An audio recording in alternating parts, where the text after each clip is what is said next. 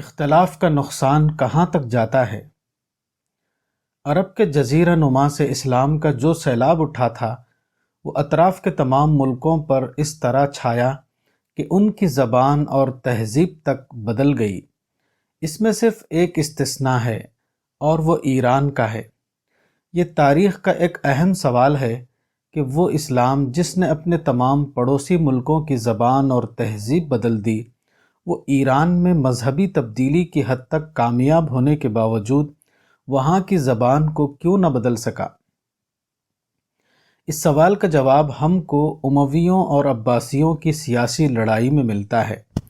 اموی خلافت کی جگہ عباسی خلافت قائم کرنے کی تحریک جو دوسری صدی ہجری میں شروع ہوئی، اس میں ایک طرف وہ لوگ تھے جو سیاسی عزائم کے تحت یہ کام کر رہے تھے۔ اس گروہ کے سردار محمد ابن علی ابن عبداللہ ابن عباس ابن مطلب تھے۔ دوسری طرف مذہبی لوگ تھے جو اصلاحی جذبے کے تحت اس مہم میں شریک ہو گئے۔ عبداللہ ابن محمد ابن حنفیہ ابن علی ابن ابی طالب کا تعلق اسی دوسرے گروہ سے ہے۔ محمد ابن علی کے لڑکے ابراہیم ہیں جو 124 ہجری میں اپنے والد کے انتقال کے بعد اس تحریک کے امام مقرر ہوئے۔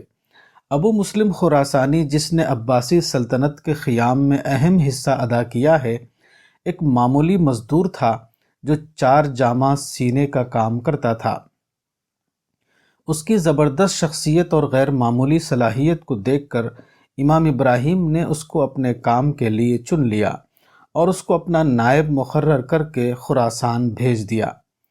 جب عباسیوں کو غلبہ حاصل ہوا تو انہوں نے چن چن کر بنو امیہ کے افراد کو قتل کرنا شروع کیا تاکہ مستقبل میں ان کے سیاسی اقتدار کو چیلنج کرنے والا کوئی باقی نہ رہے۔ اس زمانے میں امام ابراہیم نے ابو مسلم کو تاکید کے ساتھ لکھا کہ خراسان میں کسی عربی بولنے والے کو زندہ نہ رکھنا۔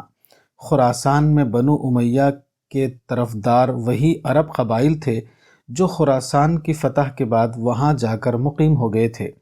ان کے علاوہ جو خراسانی باشندے تھے وہ سب نو مسلم تھے اور بآسانی عباسی اقتدار کو قبول کر سکتے تھے، جبکہ عرب قبائل سے یہ اندیشہ تھا کہ ان کی عربیت انہیں بنو امیہ کا حامی بنا کر نئے ارباب اقتدار کے لیے مسئلہ نہ پیدا کر دے۔ ابو مسلم ایرانی نسل ہونے کی وجہ سے خود بھی اپنے ملک سے عربوں کے استیصال کا دل سے خواہش مند تھا۔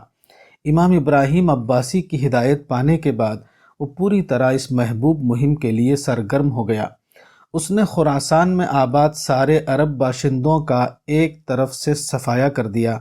یہ عرب قبائل جو اس وقت خراسان میں آباد تھے، دوسرے پڑوسی ملکوں کی طرح یہاں کی زبان، معاشرت، تمدن کو عربی بنانے میں مصروف تھے۔ ان کے مذہب کو بدلنے میں انہوں نے کامیابی حاصل کر لی تھی۔ اب زبان اور تہذیب کو بدلنے کا عمل کامیابی کے ساتھ جاری تھا، مگر ابو مسلم کی طرف سے ان کے قتل عام کے بعد یہ عمل ایکائک رک گیا۔ ایرانی زبان اور ایرانی تہذیب مرتے مرتے دوبارہ زندہ ہو گئے۔ ایران و خراسان جو مصر و شام و عراق وغیرہ کی مانند آج عرب دنیا کا ایک حصہ ہوتا، دوبارہ فارسی ملک بن گیا۔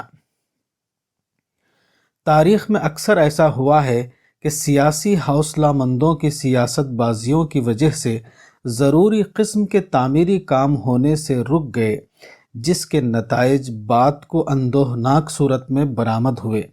چند افراد کے وقتی عزائم کی قیمت قوموں اور ملکوں کو صدیوں تک انتہائی بھیانک شکل میں دینی پڑی۔ الرسالہ، اکتوبر 1976، مولانا وحید الدین خان۔